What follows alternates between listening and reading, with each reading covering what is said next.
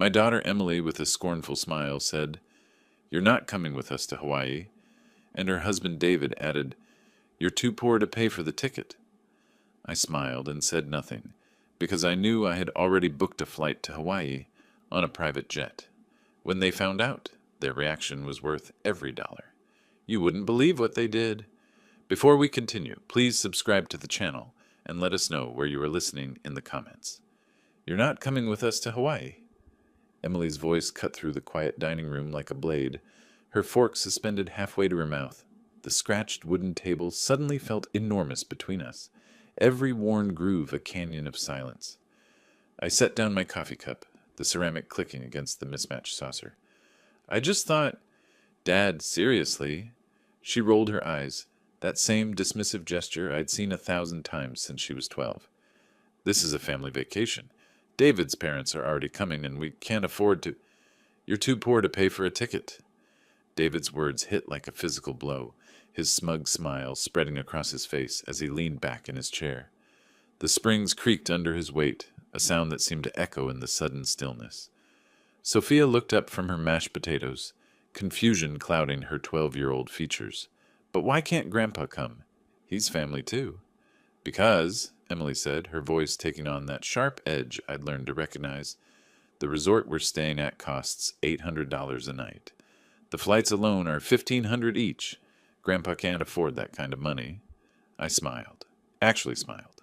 The corners of my mouth turned up naturally, surprising even myself. "I understand," I said quietly, watching David's satisfaction deepen. "You're right. I couldn't afford that." Jacob pushed his green beans around his plate, his small voice barely audible. "Maybe we could go camping instead? All together?" Emily's laugh was brittle. "Honey, Daddy worked very hard to plan this trip. We're staying at the Grand Wailea Resort. There's going to be swimming pools everywhere and snorkeling and— "And it's expensive," David interrupted, his eyes fixed on me with something like malicious pleasure. "The kind of place where you need to dress properly for dinner, where people expect certain standards." The implication hung in the air like smoke. I glanced down at my flannel shirt, the one with the small tear near the pocket that I'd never bothered to repair, the one that suddenly felt like a uniform of failure. "We leave Thursday morning," Emily continued, her tone brightening as she turned away from me toward David. "First class to Honolulu, then the helicopter transfer to the resort. Your parents are going to love the spa treatments. The concierge already arranged everything," David added, reaching across the table to squeeze Emily's hand. "Private cabana by the ocean, sunset sailing, that wine tasting you wanted." I listened to them plan their paradise, their voices growing more animated with each expensive detail. The chandelier above us, a simple brass fixture I'd bought 20 years ago, cast long shadows across their faces as they talked about money, like it was air, casual and infinite. "More coffee, Dad?" Emily asked, her tone suddenly artificially bright, as if she could paper over the wounds with politeness. "No, thank you." I stood, beginning to clear the plates. The sound of silverware against ceramic filled the space where conversation had died. "I think I'll just clean up." David's chair scraped against the hardwood floor as he pushed back from the table. "We should get going anyway. Early morning tomorrow, and I want to double-check our luggage restrictions." "Of course." I stacked the plates carefully, my hands steady despite the tremor I felt in my chest. "Have a wonderful time." Emily kissed my cheek, her lips cold and quick. "We'll send pictures," she said, already reaching for her purse. "Maybe next time we can plan something more reasonable." I watched them bundle the children into coats, listened to the sounds of zippers and goodbyes and car doors slamming. The engine of David's BMW purred to life, then faded into the distance, leaving me alone with the debris of dinner and the echo of their laughter. The house settled into silence around me, broken only by the steady tick of the kitchen clock. I stood at the window, watching their taillights disappear around the corner, and my smile finally faded. In its place, something else entirely began to take shape. They had no idea what they'd just done. The dishes clinked softly as I scraped the remnants of dinner into the trash, each movement automatic, meditative. Green beans that Jacob had pushed around his plate, Emily's half-eaten potatoes, abandoned when the conversation turned to money. The simple meal that had somehow become a battlefield. I turned on the faucet, watching the water cascade over the plates, and that's when I saw it, a business card that had slipped from the kitchen drawer, floating face up in the sudsy water. Thompson Tech Solutions, my old company logo, barely visible through the soap bubbles. I picked it up, water dripping from my fingers, and suddenly I was back in that boardroom in 2019. The mahogany table that reflected our faces like a mirror, the handshake that transferred $15 million to my account, the way the buyer's eyes had lit up when he saw our user engagement numbers. "You built something special here, Robert," he'd said, the check sliding across the polished surface. "Revolutionary, really. This authentication software is going to change everything." I'd felt pride then, and relief. Years of 18-hour days, of Margaret bringing me coffee at midnight while I debugged code, of missing Emily's soccer games because we were chasing our next funding round. It had all been worth it in that moment. Margaret had been waiting in the parking garage, her face glowing with excitement.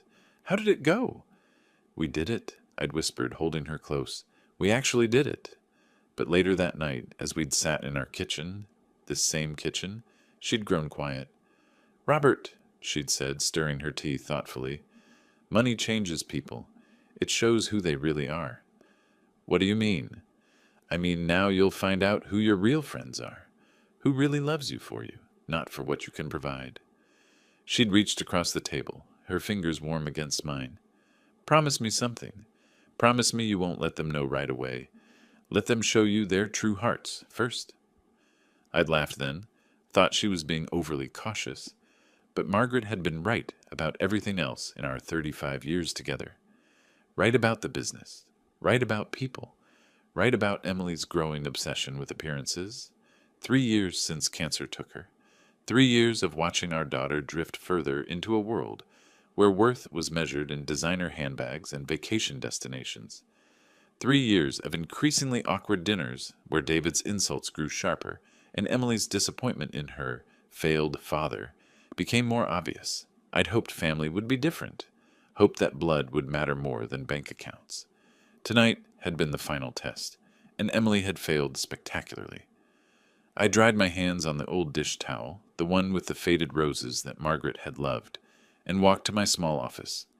The laptop was ancient by today's standards, but it worked fine for checking my investments. I opened the browser, navigated to my portfolio dashboard, and watched the numbers load. $15.2 million, up from last month. The irony wasn't lost on me. Emily's entire Hawaiian vacation, the one I was too poor to afford, cost less than what my investments made in a single week.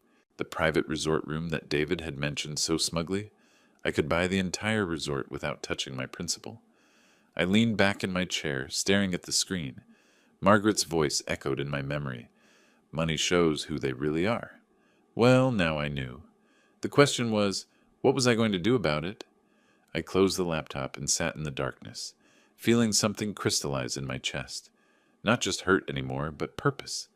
They thought they knew Robert Thompson, the failed widower in his modest house, struggling to make ends meet. They had no idea they'd just awakened Robert Thompson, the entrepreneur, the strategist, the man who'd built something from nothing and sold it for millions. Emily needed to learn that actions have consequences. That cruelty, especially to family, comes with a price.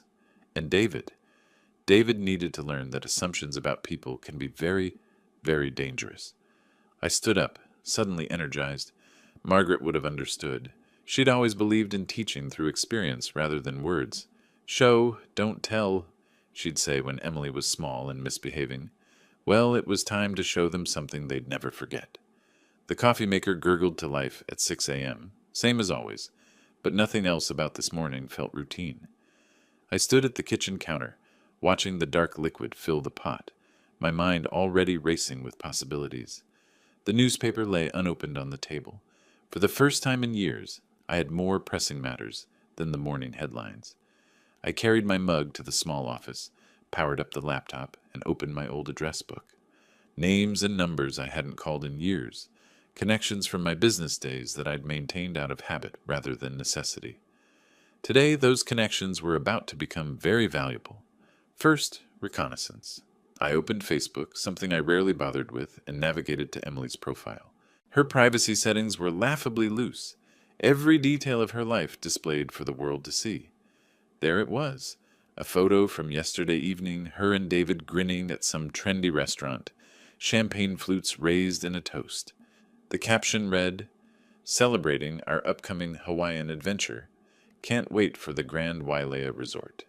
Acha Blessed, Hawaii, family time." I scrolled through her recent posts, each one a breadcrumb in my investigation. Check-in at the airport showing their departure time. A photo of their flight confirmation, gate numbers clearly visible. David's Instagram account, even less secure, showing their hotel reservation details and planned activities. Amazing how much people shared online. In my business days, we'd spent thousands on competitive intelligence that was far less detailed than what my daughter posted for free. I opened a Word document and began taking notes, the old analytical mind clicking into gear.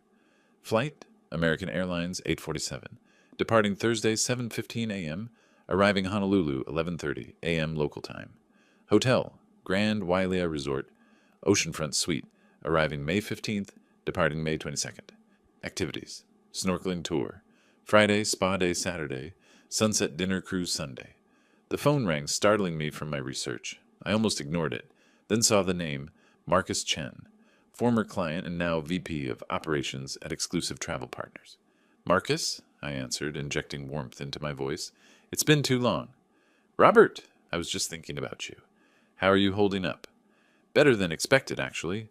Listen, I need a favor. You still have contacts in the Hawaiian hospitality industry?" "Of course. What do you need?"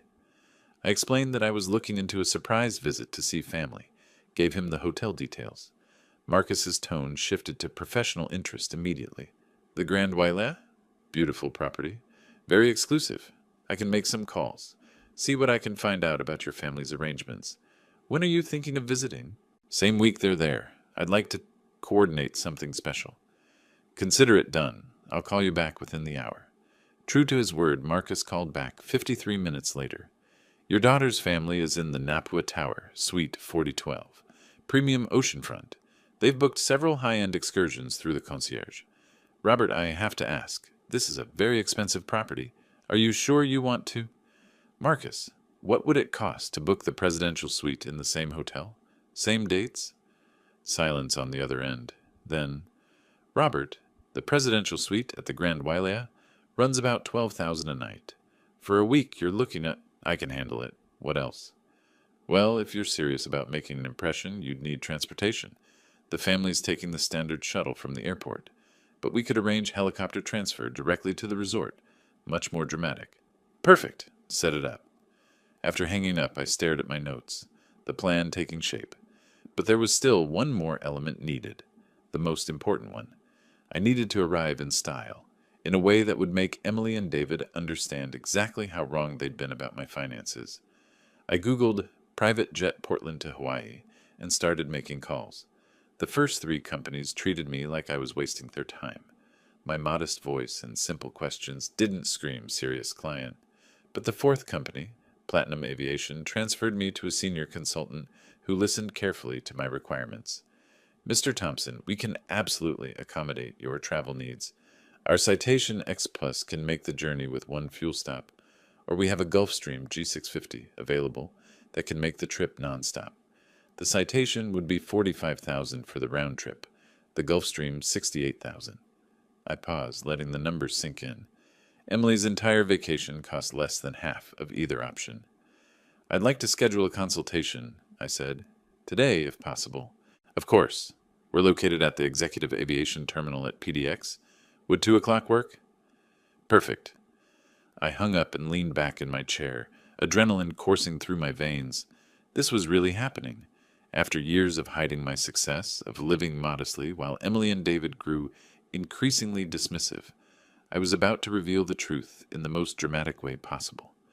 Margaret would have laughed at the irony. "You always were theatrical," she'd have said. "But sometimes people need a grand gesture to understand what they've been missing." I closed the laptop and headed for the shower. It was time to remind myself how to be Robert Thompson, successful businessman, instead of Robert Thompson, disappointing father. The Grand Wailea Resort had no idea what was coming. The phone felt heavy in my hand as I dialed Platinum Aviation's number. No more research, no more planning.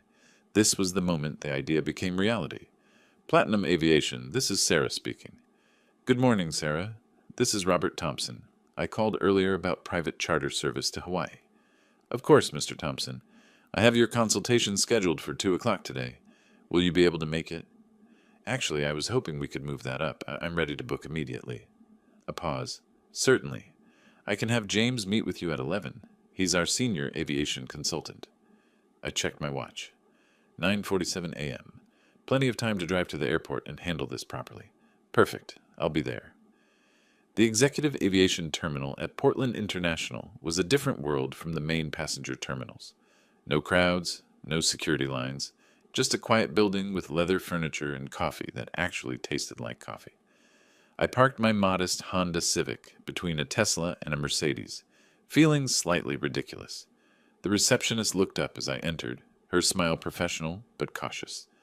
My jeans and flannel shirt clearly weren't the usual uniform of private aviation clients. I'm Robert Thompson, I said. I have an appointment with James. Of course. He'll be right with you. Can I get you anything while you wait? I was about to decline when James appeared, a man in his 40s wearing an expensive suit that fit perfectly, the kind of professional polish that commanded respect. Mr. Thompson? James Mitchell? Thank you for coming in. His handshake was firm, his manner courteous but reserved.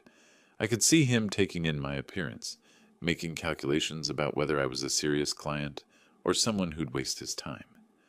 I understand you're interested in charter service to Hawaii, he said, leading me to a private conference room. When are you looking to travel? Thursday morning. I need to arrive in Honolulu by early afternoon. That's quite short notice. May I ask the nature of your trip? I leaned back in the leather chair, studying his face.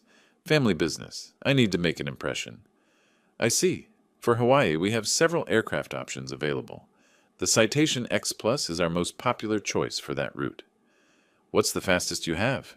James's eyebrows rose slightly. The Gulfstream G650 is our flagship aircraft. It can make the journey non-stop in about 5.5 hours. Very comfortable. Seats up to 14 passengers. Cost? For Thursday departure and return the following week, you're looking at $68,000. I reached into my wallet and pulled out my black American Express card, placing it on the table between us. James's entire demeanor shifted. I'll take it, I said simply. Excellent. His voice carried new respect, new attention. Let me pull up our availability and get some details from you. For the next hour, we planned every aspect of the trip. Departure time, 9 a.m., giving me plenty of time to arrive after Emily's family had settled in. Catering, simple but elegant, though I'd barely eat anything. Ground transportation, helicopter transfer, directly to the Grand Wailea Resort. The helicopter will land on the resort's private pad, James explained, his fingers flying over his tablet. Very dramatic arrival, if that's what you're looking for. It is. We'll need to coordinate with the hotel's concierge. Do you have reservations there? Being arranged. The presidential suite. James nodded as if this were perfectly normal, though I caught the slight widening of his eyes. Of course. We'll have ground transportation waiting at the helicopter pad to take you directly to the hotel. The paperwork was surprisingly straightforward. Credit card authorization for $68,000, more than many people made in a year, charged as casually as a grocery bill. Flight manifest, contact information, emergency protocols. Is there anything else you need, Mr. Thompson? James asked as we concluded the arrangements. Privacy. I don't want my family to know I'm coming until I arrive. Understood. Discretion is one of our core services. I walked out of that building feeling like I'd shed a skin. The respectful nods from the staff, the VIP treatment, the casual acceptance of spending more on a single flight than most people spent on a car, it reminded me who I really was underneath the modest exterior. Driving home, my phone buzzed with confirmation messages. Flight itinerary, hotel arrangements from Marcus, helicopter transfer confirmation. Each notification made the plan more real, more irreversible. Emily and David thought they knew me, thought they could dismiss me as a poor old man who couldn't afford their expensive lifestyle. They had no idea they'd just guaranteed themselves a lesson they'd never forget. I pulled into my driveway, looking at the small house that had been my refuge for the past 3 years. It was still home, still comfortable, but it no longer felt like a hiding place. Thursday morning, I would step out of that helicopter onto the Grand Wailea's private landing pad, and Emily would discover exactly how wrong she'd been about her poor father. The only question now was whether she'd learn anything from the experience, or if this would simply be the most expensive, I told you so, in family history. Either way, it was going to be worth every dollar. 2 days passed in quiet preparation. I folded clothes methodically, arranged my travel documents in the leather portfolio Margaret had given me years ago, and double-checked my flight confirmation for the third time. The suitcase lay open on my bed, like a promise. Casual vacation shirts, comfortable walking shoes, the kind of wardrobe a man takes on a real vacation, not the desperate scheme Emily imagined. The sound of car doors slamming in my driveway cut through the peaceful afternoon. Then footsteps on the porch, confident and familiar. Before I could reach the front door, I heard the click of a key in the lock. "Dad, are you home?" Emily's voice carried that particular tone of someone who expected to be alone. I emerged from the bedroom, travel documents still in my hand, just as she rounded the corner with 2 large shopping bags. Her eyes went immediately to the suitcase visible through my doorway, then to the papers in my hand, and her face transformed. "What is that?" The bags dropped from her hands, contents spilling across my hardwood floor. "Are you seriously planning to follow us?" "Good afternoon to you too, Emily." I set the documents on the hall table. "I'm taking a vacation." "A vacation?" Her voice climbed an octave. "Dad, this is insane. You cannot follow us to Hawaii. You cannot stalk our family." "I'm not following anyone. I planned my own trip." "To Hawaii?" "The same week we're there." What a coincidence. She kicked at one of the fallen items, a beach towel I'd bought her years ago. "This is beyond inappropriate. You're trying to ruin our family time." I leaned against the doorframe, watching her pace my small living room like a caged animal. "Emily, the Pacific Ocean is quite large. I'm sure we can both enjoy it without crossing paths." "Don't be ridiculous. Hawaii isn't that big, and you know exactly where we're staying." "God, what will David's parents think? What will people say?" "About what?" "About you showing up like some desperate old man who can't take a hint." Her hands flew through the air as she spoke, punctuating each cruel word. "It's pathetic, Dad. You're too old for this kind of behavior, and frankly, you're too poor to afford whatever sad little trip you're imagining." The familiar sting of her words had less power now. I smiled. "I can afford exactly what I need." Emily's laughter was sharp, brittle. "Really? With what money?" "Dad, you live in this tiny house. You drive a 15-year-old car. You shop at Goodwill. Let's not pretend you're taking some luxury vacation. What did you do? Book a hostel? Find some discount motel near the airport?" "Something like that." "This is embarrassing for everyone involved. Cancel whatever pathetic arrangements you've made. If you show up in Hawaii while we're there, I swear we'll leave immediately. We'll cut our vacation short rather than deal with this stalking behavior." I walked to the window, watching a neighbor tend his garden. The afternoon light caught the roses Margaret had planted, still blooming after all these years. "I understand you feel strongly about this." "I feel strongly about not being humiliated. David's parents are lovely people, and they don't need to see this kind of dysfunction. They don't need to witness you following us around like some lost puppy." "I won't be following anyone around." "Then cancel your trip." "No." The simple word hung in the air between us. Emily stared at me as if I'd grown a second head. "No?" "Dad, I'm not asking, I'm telling you. Cancel whatever ridiculous plans you've made, or I'll never speak to you again." "That would be unfortunate." I turned back to face her. "But it wouldn't change my travel plans." Her face flushed red. "Fine. Don't come crying to me when you get stranded somewhere with no money and no way home. Don't call me when your discount hotel turns out to be a dump, or when you can't afford food, or when you realize you're in way over your head." She grabbed her bags, shoving the spilled items back inside with sharp, angry movements. "I'm done trying to protect you from your own poor judgment. If you want to make a fool of yourself, go ahead. Just don't expect any help from us when it all falls apart." The front door slammed behind her with enough force to rattle the windows.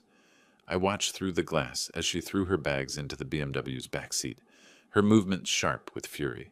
The engine revved aggressively as she backed out of my driveway, tires squealing slightly on the asphalt. The house settled back into silence. I returned to my bedroom, picked up the travel documents from the hall table, and resumed my packing.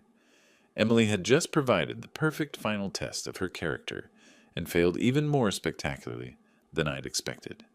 Tomorrow morning I would step aboard a private jet worth more than her house, but tonight I had suitcases to finish.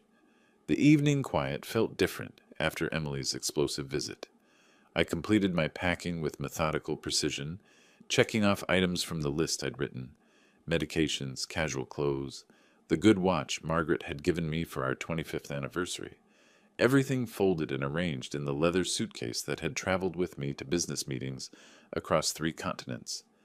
My phone rang as I zipped the main compartment closed. The caller ID showed a name I hadn't expected: Michael Clark. "Robert, how are you feeling tonight? Any better?" I paused, phone pressed to my ear. "Better? I'm sorry, Michael. What do you mean?" "Oh." A long silence. "Emily told us you've been quite ill. She said you've been to several doctors, that you're on new medications. I was calling to see if there's anything Martha and I can do. Groceries, errands, anything at all." The room seemed to tilt slightly. Emily had told them I was sick? "That's very kind of you to call," I managed, my mind racing through the implications. "She mentioned you've been having some dizzy spells, that you're too weak to drive some days. We were so worried about you being alone in that house. Are the new medications helping at all?" I sank into my armchair, staring at the packed suitcase, visible through my bedroom doorway. Emily hadn't just excluded me from their vacation. She'd created an elaborate fiction about my health to justify it, to make herself look like the caring daughter protecting her fragile father. "I'm having some good days and bad days," I said carefully, adopting a slightly weaker tone. Of course. Martha wanted me to tell you that we're keeping you in our prayers. And please, don't hesitate to call if you need anything at all. We could bring dinner by sometime this week, or help with any heavy lifting around the house." The genuine warmth in his voice made Emily's deception even more sickening. Michael was a good man, worried about someone he thought was suffering, while his daughter-in-law painted me as helpless and declining. "You're very thoughtful, Michael. I appreciate that more than you know." "Well, you just focus on getting better. Emily says the doctors are optimistic, but these things take time. We understand completely why you can't join us in Hawaii. The travel would be too much strain right now." Ah, there it was, the perfect excuse for my absence, wrapped in concern and medical necessity. "Yes, the doctors did recommend staying close to home," I said, amazed at how easily the lie rolled off my tongue. "Smart thinking. Hawaii will still be there when you're feeling stronger. Maybe next year when you've fully recovered." After he hung up, I sat in the growing darkness, not bothering to turn on the lights. Emily's deception was more elaborate than I'd imagined. She hadn't just rejected me cruelly. She'd crafted an entire narrative that painted her as the devoted daughter, caring for her ailing father, the victim instead of the villain. I wondered who else she'd told. How many people in our extended circle now pitied poor Emily, burdened with a sick father she couldn't possibly include in family activities? How many sympathy cards might I expect, or concerned phone calls from family friends I hadn't heard from in months? The anger that hit me was different from the hurt I'd felt during our dinner confrontation. This was cold, calculating fury. Emily hadn't just been cruel, she'd been strategically cruel, covering her tracks with lies that made her look noble. But she'd also handed me an unexpected gift. When I appeared in Hawaii, healthy and confident, stepping off a private helicopter onto the resort's landing pad, her deception would unravel spectacularly. Everyone would see exactly what kind of person Emily really was. I picked up my phone and scrolled through my contacts, making mental notes of who might call in the coming days, with well wishes for my recovery. Let them call. Let Emily's lie spread as far as she wanted it to go.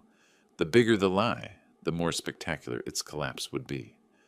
I carried my suitcase to the front hallway and set it by the door, ready for tomorrow's early departure. My phone buzzed with a final confirmation text from the car service. "Pickup scheduled for 7 a.m. to Executive Aviation Terminal." Emily thought she was protecting herself with her fictional sick father. Tomorrow she'd discover that some illnesses have very dramatic recoveries. The alarm clock was unnecessary. I woke at 5:30, my body electric with anticipation. This was the day Emily would learn that assumptions about people can be dangerously wrong. Coffee brewed while I showered and dressed, khakis and a polo shirt, the kind of understated clothes that wouldn't draw attention until I wanted them to. I ate breakfast methodically. Steel-cut oats, fresh fruit, orange juice, fuel for what would be a very interesting day. The car service arrived precisely at 7. A black sedan, professional but not ostentatious, driven by a man who simply nodded and loaded my suitcase without commentary. We drove through Portland's quiet morning streets, past the neighborhoods where Emily lived her carefully curated life, toward the airport where my real life was about to begin. The executive aviation terminal was a different world from the main passenger building. No crowds, no lines, no harried travelers dragging oversized bags, just quiet efficiency and understated luxury. The receptionist greeted me by name. "Good morning, Mr. Thompson. Your aircraft is ready for departure. Would you like coffee while we complete the final paperwork?" "That would be nice." She handed me a proper porcelain cup, none of those disposable airline cups, filled with coffee that actually tasted like coffee. Real cream, actual sugar, served on a small silver tray. "Mr. Thompson?" A woman in a crisp uniform approached. "I'm Captain Sarah Morrison. We'll be taking you to Honolulu today." She led me across the tarmac to where the Citation X Plus waited, sleek and white in the morning sun. Not the largest private jet I'd seen, but substantial enough to make a statement. The kind of aircraft that cost more per hour to operate than most people earned in a month. "We'll have you in Honolulu by 2 o'clock local time," Captain Morrison explained as we climbed the airstairs. "Flight time approximately 5 hours and 40 minutes. The weather looks perfect for the entire journey." The interior was everything the sales consultant had promised. Cream leather seats that could fully recline, polished wood trim, a cabin that could comfortably seat 8, but would hold only 1 today. The flight attendant, a professional woman named Janet, offered champagne for takeoff. "Just coffee for now," I said, settling into the leather seat that probably cost more than most people's cars. The takeoff was whisper smooth, Portland falling away beneath us as we climbed into clear Oregon skies. Below, I could see the neighborhoods where Emily and David lived their modest upper-middle-class lives, unaware that her poor father was looking down at them from 30,000 feet above. Janet served lunch on actual china, salmon with lemon and herbs, roasted vegetables, a small salad with vinaigrette that tasted homemade. I ate slowly, reading a Wall Street journal, while the Pacific Ocean stretched endlessly blue beneath us. "More coffee, Mr. Thompson?" "Please." This was how the other half lived, the half Emily thought I could never afford to join. No security lines, no cramped seats, no fellow passengers coughing and snoring, just quiet luxury and professional service, the kind of travel where you arrived refreshed instead of exhausted. I thought about Margaret, how she would have laughed at the extravagance while secretly enjoying every minute. "You always did like to make a point dramatically," she would have said, "but sometimes people need to be shown, not told." My phone buzzed with a text from the hotel. "Welcome to Hawaii, Mr. Thompson. Your helicopter transfer is confirmed for 2:30 p.m. departure from Honolulu International." Perfect timing. Emily's family would be well settled into their routine by now, probably lounging by the pool or exploring the resort. They wouldn't expect any surprises. They were about to get the biggest surprise of their lives. "Beginning our descent into Honolulu," Captain Morrison announced. "Beautiful afternoon for arrival." Through the window I watched the Hawaiian Islands grow larger, emerald jewels set in azure water. Somewhere down there, Emily was enjoying her luxury vacation, secure in the knowledge that her poor father was homesick in Portland, unable to afford anything more exciting than his living room couch. The landing was smooth as silk, the aircraft touching down on Hawaiian soil with barely a bump. As we taxied toward the private aviation terminal, I could see the helicopter waiting, a sleek machine that would complete my transformation from dismissed father to mysterious arrival. "Thank you for flying with us today," Janet said as I prepared to depart. "I hope you have a wonderful time in Hawaii." "I believe I will." The helicopter pilot was already running through his pre-flight checklist as I crossed the tarmac. In 20 minutes, I would be landing at the Grand Wailea Resort, stepping out onto their private helipad like a man accustomed to such transportation. Emily thought she knew who I was. She was about to discover she didn't know me at all. The helicopter swept over Maui's coastline, resort hotels strung along the beaches like jewels on a necklace. Below, I could see the Grand Wailea's distinctive architecture sprawling across pristine beachfront. Pools and gardens and tennis courts laid out like a miniature city. "Beautiful property," the pilot said through the headset. "You picked a good one." "So I'm told." But I wasn't going to the Grand Wailea. My reservation was at the Fairmont Kea Lani, 3 miles up the coast, far enough away to avoid accidental encounters, close enough for strategic positioning when the time came. The Fairmont's lobby was all polished marble and tropical elegance, the kind of understated luxury that whispered rather than shouted. The desk clerk's smile was professionally warm as I approached. "Mr. Thompson, welcome to the Fairmont Kea Lani. We have your oceanfront suite ready, and I see you've arranged helicopter arrival." "Very nice. Thank you." Everything went smoothly. "Excellent. Your suite includes concierge service, private beach access, and... Robert, my goodness, you look wonderful." I turned, my careful plans evaporating in an instant. Michael Clark stood 20 feet away, his face lit with genuine pleasure and surprise. Beside him, Sophia bounced on her toes with excitement. "Grandpa! Grandpa! What are you doing here?" My mind raced through possibilities. Maintain the 6th story? Pretend to be someone else? But Sophia was already running toward me, her arms outstretched for a hug I couldn't refuse. "Hello, sweetheart," I said, lifting her into an embrace while my thoughts scrambled for an explanation. Michael approached, his expression puzzled but delighted. "Robert, this is incredible. You look so much better than Emily described. Are you feeling stronger?" "Much better, thank you." I set Sophia down, forcing my voice to carry just a hint of recovered weakness. "The doctors were encouraged by my recent progress. But what brings you here? Hawaii seems like quite a journey for someone who's been so unwell." "Think fast. The specialists recommended a change of climate, something about sea air and relaxation being beneficial for my condition." Michael nodded sagely. "Of course. And what perfect timing. We're here too." My stomach dropped. "You are?" "Oh yes, though not by choice, I'm afraid. Terrible problems at our original resort. Plumbing disaster in the entire tower, if you can believe it. Management moved our whole party here as compensation. Quite an upgrade, actually. The service has been exceptional." Sophia tugged at my shirt. "Grandpa, are you staying here too? Can we swim together? Mom said you were too sick to come with us." "Well," I said carefully, "I'm feeling much better now." The elevator chimed across the lobby, and my heart sank further as Emily's voice carried across the marble floor. "Sophia, don't wander off like that." Her words died as she spotted me. For a moment her face showed pure shock, then quickly rearranged itself into a brilliant smile. "Dad, what a wonderful surprise!" The transformation was remarkable. Within seconds, Emily had shifted from whatever mood she'd been in to the picture of a delighted daughter. She hurried toward us, David trailing behind, looking confused. "I can't believe you're here. You look so much better." She reached me and gave me a kiss on the cheek, her grip on my arm just tight enough to be a warning. "What a lovely surprise for all of us," Michael beamed. "Isn't it wonderful?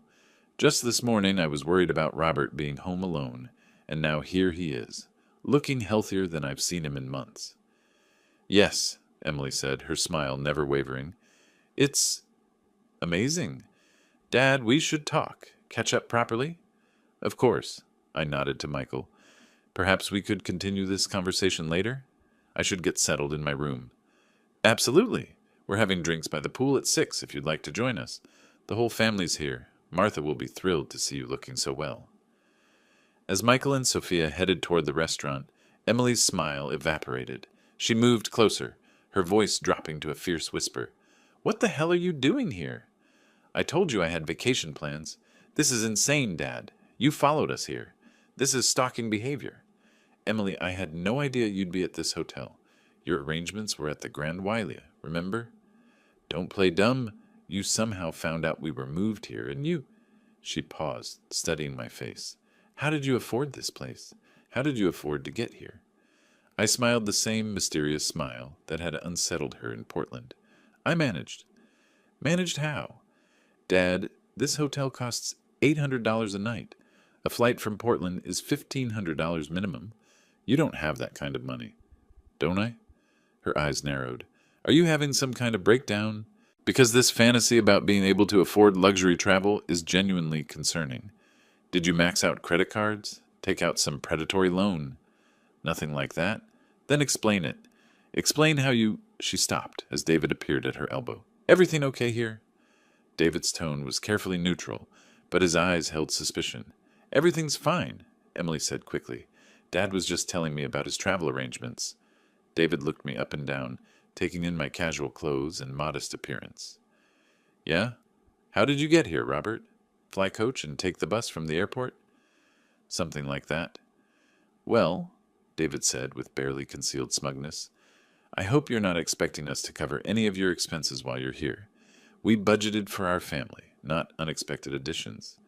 I wouldn't dream of it. Emily grabbed David's arm. We should let Dad get settled. I'm sure the travel was exhausting for someone in his condition. As they walked away, I heard David's voice carry back. I still don't understand how he afforded this place. Something doesn't add up. If only he knew how right he was. The hotel restaurant's breakfast buffet was nearly empty when I arrived the next morning. Fresh pineapple, perfectly scrambled eggs, coffee that tasted like it had been grown on the islands. A far cry from the instant coffee I'd been drinking at home. I chose a table by the window, watching the ocean waves roll endlessly toward shore. Robert, how are you feeling this morning? Michael approached with a plate of fruit and a concerned expression. I gestured to the empty chair across from me. Much better, thank you. The sea air seems to be helping. Wonderful to hear. He sat down, then hesitated. Robert, I hope you don't mind me asking, but Emily mentioned you might be having some memory issues? Some confusion about finances? I set down my coffee cup carefully. Did she? She's worried about you. Yesterday she said your trip here might be a sign of, well, deteriorating judgment. She mentioned you've been confused about money lately, making poor financial decisions. The pineapple turned sour in my mouth. I see. She loves you, you know. We all do. If you're struggling with cognitive changes, there's no shame in that. People get help for these things all the time. I smiled, the same enigmatic smile that had been unsettling Emily for days. I appreciate your concern, Michael. I really do. After breakfast, I decided to walk the resort grounds. The pathways wound through tropical gardens, past multiple pools where families splashed and laughed. I found myself near the main pool area when familiar voices drifted from a secluded cabana. Getting worse. You saw how confused he was about the hotel costs. Emily's voice carried clearly across the water. Maybe we should have left him in Portland, David replied. He's becoming too much of a burden. I moved closer, hidden behind a screen of palm fronds. The trip here proves he can't make rational decisions anymore, Emily continued. David, I think we need to seriously consider assisted living. Something with memory care. Would he agree to that? He doesn't have to agree. We can get guardianship if we prove he's not competent. Then we can make the financial decisions for him. What about his house? We'll have to sell it. Use the money for his care. It's not worth much, but it'll help with the facility costs. My blood ran cold. They weren't just planning to abandon me. They were planning to take legal control of my life. What about his, day-to-day stuff? David's voice dropped. His doctor appointments, his mail, his bills. We'll handle all of that. It'll be easier once we have guardianship. We can set up power of attorney, manage his finances properly. The poor guy probably doesn't even understand what's happening to him. That's what makes it sad, but also what makes it necessary. I stepped backward, my heart hammering. The scope of their betrayal was breathtaking. Not only had they rejected me cruelly, lied about my health, and planned to institutionalize me, they were plotting to take legal control of my life and assets. If only they knew those assets included over $15 million they'd never see. I retreated to my suite, my mind racing. On my laptop, I researched guardianship laws, confirming what I'd suspected. Without proper legal protections, adult children could indeed gain control over an elderly parent's life if they could prove incompetence. Fortunately, my financial advisors had insisted on comprehensive legal safeguards years ago. Powers of attorney, advance directives, competency evaluations, all designed to prevent exactly this kind of family coup. But Emily and David didn't know that. They thought they were plotting against a helpless old man with a modest house and a tiny savings account. Tomorrow was my departure day. Tomorrow they would learn exactly how wrong they'd been about everything. I opened my phone and sent a text to my pilot. Departure confirmed for 2 p.m. Please ensure everything is perfect. The reply came immediately. Absolutely, Mr. Thompson. We'll be ready. Emily thought she was protecting herself from an embarrassing father. Instead, she was about to experience the most embarrassing moment of her life. The next 2 days passed in a careful dance of avoidance and observation. I timed my meals and pool visits to minimize contact with Emily's family, watching from a distance as they enjoyed their luxury vacation, the same vacation they'd deemed me too poor to afford. Yesterday afternoon, I'd encountered Sophia and Jacob at the hotel's game room, while their parents were at the spa. The children had rushed toward me with genuine excitement. "Grandpa, want to play air hockey with us?" "We missed you at dinner last night," Jacob added. "Mom said you were tired." "I'm feeling better today," I said, accepting Sophia's challenge at the game table. "Tell me about your vacation. What's been your favorite part?" "The snorkeling," Sophia's face lit up. "We saw sea turtles, and Jacob learned to body surf." "That sounds wonderful. Are you having fun with your grandparents?" "Grandpa Michael taught me to play poker," Jacob whispered conspiratorially. "But don't tell Mom." I laughed despite everything. These children were innocent in all of this. Whatever happened tomorrow, I would ensure they weren't hurt by their parents' mistakes. "Grandpa," Sophia said quietly, "are you really sick?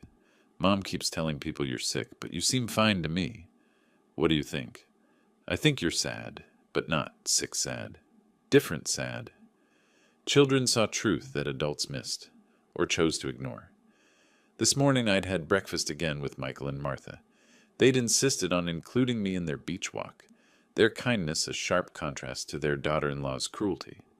"Robert, you seem so much stronger than Emily led us to believe," Martha said as we walked along the water's edge. "Are you sure you're taking all your medications properly?" "I'm being very careful about my health," I replied, which was true in ways she couldn't imagine. "Good. We were so worried when Emily told us about your condition, but seeing you here, enjoying yourself, it's reassuring." Michael nodded.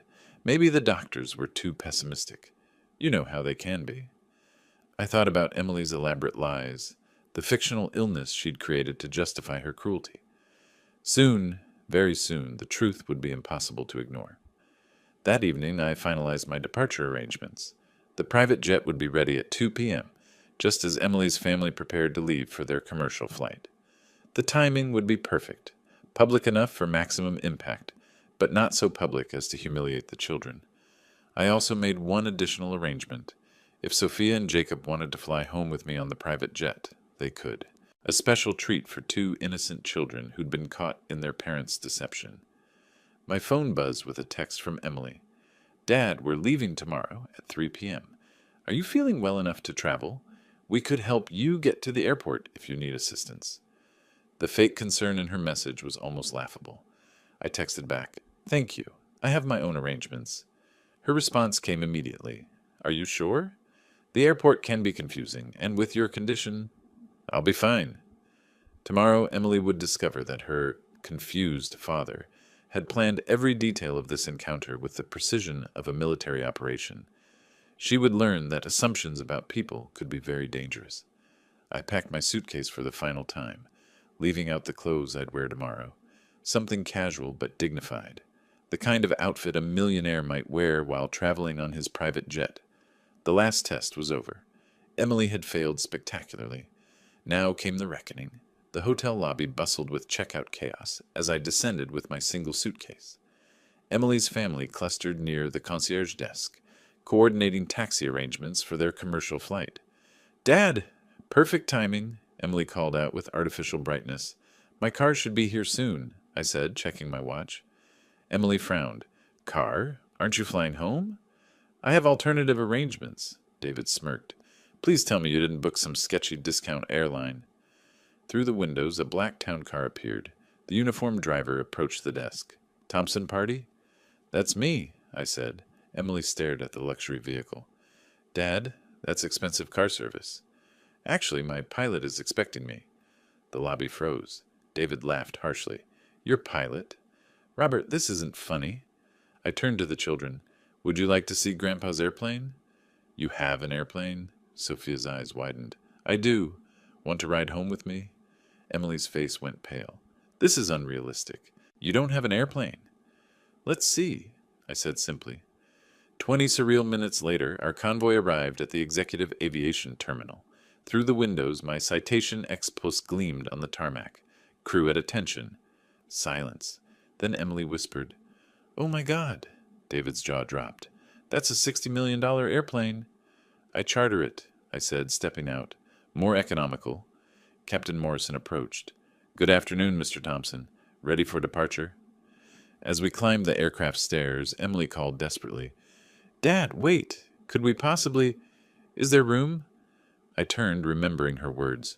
You're too poor to pay for a ticket. Emily, I said gently, I'm afraid you're too poor to afford this flight. Her face crumpled. I'm sorry.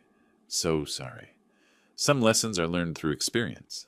The door closed on Emily and David standing helplessly below, watching their poor father taxi away with their children waving from windows. In Portland, when I had already unpacked all my things and had a little rest, I heard the sound of a car door slamming from the street. Emily's family had arrived, their faces grim with determination.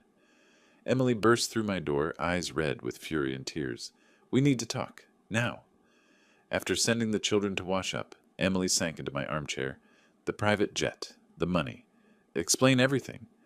I settled on the couch. In 2019, I sold my technology company for $15.2 million. Complete silence.